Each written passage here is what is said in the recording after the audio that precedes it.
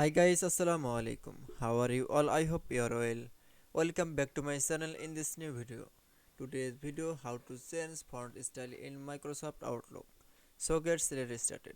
At first open your documents.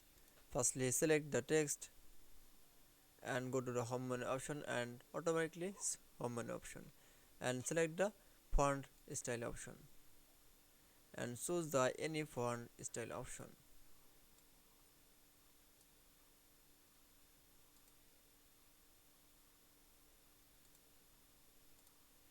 So again that select the text and go to the font style option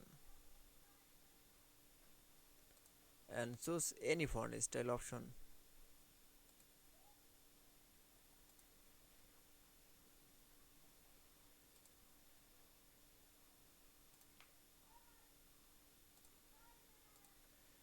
I hope you enjoyed the video. Please like, comment, share and subscribe my channel. Thanks for watching.